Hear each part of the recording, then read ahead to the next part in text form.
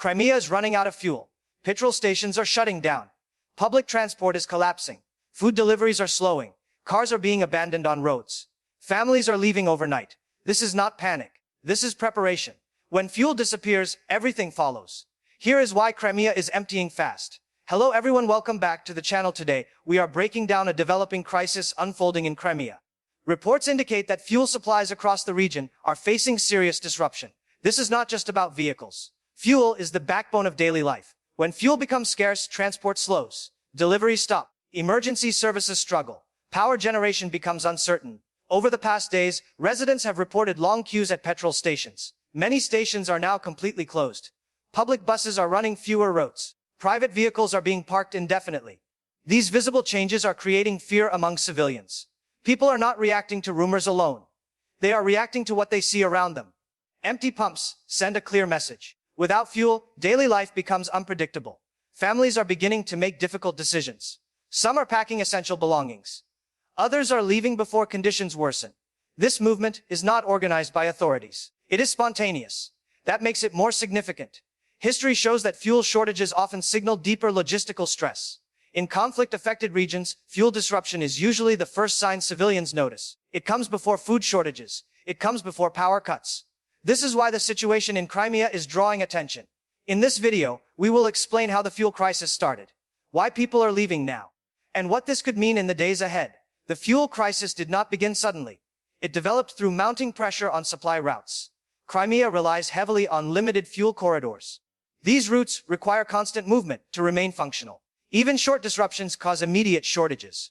Recent reports suggest that fuel deliveries slowed days before the public noticed. Storage facilities reportedly reduced output. Purchase limits were quietly introduced.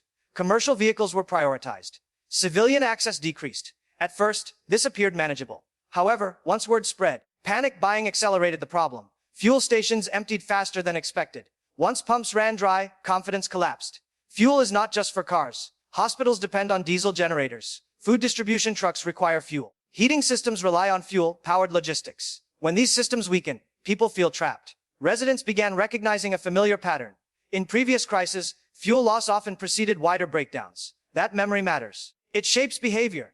People understand that waiting too long can remove escape options. This is why movement began early. Families with children moved first. Elderly residents followed. This is not chaos. It is calculated risk avoidance. The fuel crisis became a warning sign, a signal that conditions could worsen rapidly. When people interpret signals this way, departures accelerate. Each person leaving reinforces the decision of others. This is how localized shortages become mass movement events. Geography plays a major role in this crisis. Crimea has limited entry and exit routes. Fuel supply depends on these corridors remaining secure and functional. Any disruption creates immediate effects. Analysts suggest several factors may be contributing. Transport risk increased during heightened tensions. Insurance coverage becomes uncertain. Drivers avoid dangerous routes. Deliveries slow. Weather conditions can worsen maritime transport. Road congestion delays convoys. Each factor compounds the problem. Fuel logistics require precision. Storage alone cannot sustain large populations for long. Authorities attempted to manage the situation quietly. However, physical shortages undermined public messaging. When residents see empty stations, official reassurances lose credibility. Communication gaps widened anxiety. Conflicting reports spread rapidly. Some suggested supplies would resume soon. Others warned of prolonged disruption. This uncertainty pushed people to act. When information is unclear, people rely on instinct. Instinct favors movement over waiting. This behavior is well documented in crisis psychology. Individuals do not wait for confirmation. They respond to perceived risk. Social media accelerated this process. Videos of closed stations circulated widely. Each video reinforced fear. Each post encouraged others to leave. The crisis became psychological as much as logistical. Fuel shortages changed how safe people felt. Once safety perception shifts, behavior follows quickly. This is why departures increased sharply. Not because of orders, but because of perception. Transportation breakdown amplified the crisis dramatically. As fuel supplies dwindled, public transport services were reduced. Bus routes were canceled. Taxi fares increased sharply. Emergency response times reportedly slowed. Rural areas were hit hardest. These communities rely entirely on fuel deliveries. Small shops began limiting sales. Shelves emptied faster than usual. This reinforced fear of isolation. Without transport, people lose access to essentials. That fear drives decisive action. Reports describe congested exit routes. Vehicles queued for hours. Some drivers abandoned cars entirely. They continued on foot or sought alternative transport. This shows urgency, not convenience. Authorities attempted traffic control. However, limited resources slowed response. Fuel scarcity affected enforcement vehicles as well. Coordination became difficult. At the same time, online footage spread quickly. Images of traffic jams and closed stations went viral. These visuals amplified panic far beyond affected areas. Even residents with remaining fuel began leaving. They feared being trapped later. This chain reaction accelerated departures. Crisis experts describe this as a tipping point. Once movement becomes visible, it multiplies rapidly. People trust collective behavior more than official statements. Fuel shortages created that tipping point. They transformed fear into action.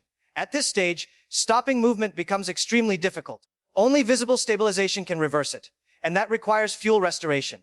The economic consequences of the fuel crisis are severe. Businesses depend on transport. Without fuel, deliveries stop. Employees cannot commute. Operations slow or shut down. Small businesses are hit first. Markets close early. Prices rise due to scarcity. Fuel shortages increase inflation pressure quickly. Food costs climb. Medical supplies face delays. Construction halts. Tourism collapses. Crimea's economy is particularly sensitive to disruption. Fuel shortages expose that vulnerability. As income opportunities shrink, residents reassess their future. Leaving becomes economically logical. People seek stability elsewhere. Some departures may not be temporary. This creates long-term demographic shifts. Labor shortages follow. Local production declines further. This becomes a self-reinforcing cycle. Less fuel leads to less activity. Less activity discourages supply investment. Breaking this cycle requires sustained stability. Promises alone are not enough. People act on conditions, not statements. Fuel shortages also strain public budgets. Emergency subsidies cost money. Resource allocation becomes difficult. As systems stretch thin, public confidence erodes further. Residents sense institutional stress. They respond by reducing exposure. Leaving is one way to do that. The fuel crisis therefore functions as both cause and accelerator of economic decline. It pushes people toward decisions they might otherwise delay. This is why timing matters. Early restoration could limit damage. Delays will deepen it. Information management is critical during any crisis. In Crimea, messaging has been inconsistent. Some sources downplay the situation. Others warn of prolonged shortages. This contradiction fuels confusion. When official narratives conflict with visible reality, trust disappears. People believe what they see. Empty pumps are undeniable. Once trust erodes, rumors spread rapidly. Social media fills the information gap. Unverified claims circulate widely. Some exaggerate conditions. Others predict extreme outcomes. This intensifies fear. Authorities struggle to regain control of the narrative. Clear communication requires credibility. Credibility requires accuracy. During fast-moving crisis, accuracy is difficult. Delays worsen perception. Silence is interpreted as concealment. The fuel crisis becomes an information crisis. Every new video reinforces departure decisions. People leaving post updates. Friends and relatives see them. This creates social proof. If others are leaving, it feels safer to leave too. This pattern accelerates quickly. Crisis researchers recognize this dynamic. Once mass perception shifts, reversing it is extremely hard. Only tangible improvement changes behavior. That means fuel availability. Until fuel visibly returns, messaging alone will fail. People prioritize survival over reassurance. Right now, survival feels uncertain. That perception is driving movement. And perception often matters more than reality in crisis situations. Strategically, fuel shortages carry broader implications. Fuel is essential for civilian life and security operations. Reduced availability limits response capacity. Patrol coverage declines. Emergency readiness weakens. This creates additional anxiety. Even without increased crime, perception of vulnerability matters. People feel exposed. That fear drives further departures. Analysts often describe fuel disruptions as pressure points. They weaken resilience without direct confrontation. Whether intentional or accidental, the effect is the same. Civilian stability erodes. Movement increases. Infrastructure strain grows. Crimea's situation fits this model closely. Fuel shortages interact with economic stress, security uncertainty, and information gaps. Together, they form a powerful push factor. Leaving becomes a rational choice. This does not mean total collapse is inevitable, but it does indicate systemic stress. Systems under stress behave unpredictably. People avoid unpredictability. That is why departures happen early. Once conditions worsen, options disappear. Fuel shortages remove options quickly. Those with resources leave first. Those without remain vulnerable. This creates social imbalance. Managing remaining populations becomes more complex. Authorities face difficult trade-offs. Every day of shortage increases cost. Not only financial cost, but human cost, stress, fear, displacement. These impacts last long after fuel returns. This is why analysts treat fuel crisis seriously. They are early indicators of wider instability. International observers are closely monitoring developments. Fuel disruptions often attract external attention. They signal potential escalation or humanitarian risk. Monitoring groups track civilian movement patterns. Sudden departures raise concerns. Aid organizations assess readiness. However, access limitations complicate response. Without fuel, delivering assistance becomes difficult. This creates a circular problem. Fuel is required to solve fuel-related crises. Breaking this cycle requires secure supply corridors. Establishing those takes time and coordination. Meanwhile, civilians act independently. They rely on personal networks. Relatives outside the region become lifelines. Informal relocation bypasses official planning. That reduces visibility. Tracking needs becomes harder. External response becomes reactive rather than preventive. The longer shortages persist, the larger the displaced population grows. This spreads pressure to neighboring areas. Infrastructure strain shifts outward. Even if fuel supply is restored later, displacement effects remain. People who left may hesitate to return. Trust takes time to rebuild. This is why early intervention matters. Fuel crises escalate quickly but resolve slowly. Crimea is now at a critical juncture. Decisions made now will shape outcomes. Rapid restoration could stabilize conditions. Continued disruption will deepen displacement. The window for control is narrowing. Several future scenarios are possible. If fuel deliveries resume soon, panic may subside. Some residents could return. Economic activity might slowly restart. However, damage to confidence will remain. People will remember how quickly systems failed. They may prepare exit plans for the future. If shortages continue, departures will accelerate. Remaining populations will face increased vulnerability. Services will degrade further. Authorities may impose movement controls. That could increase tension. None of these outcomes are ideal. Time is the key variable. Every day without fuel magnifies impact. Fuel depletion accelerates once reserves drop below thresholds. Recovery is not instant. Logistics restart gradually. One shipment does not solve everything. Consistency matters. Meanwhile, security, infrastructure, and weather risks remain. This uncertainty weighs heavily on civilians. People are not leaving because they want to. They are leaving because staying feels unsafe.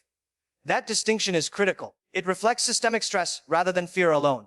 Crisis response must address root causes. Fuel access, clear communication, visible stabilization. Without these, behavior will not change. Crimea's fuel crisis is therefore a test of resilience, a test of management, and a test of how quickly confidence can be restored under pressure. In conclusion, the fuel crisis in Crimea is not just a supply issue. It is a trigger. It exposes weaknesses. It amplifies fear. And it drives movement. Fuel shortages send powerful signals.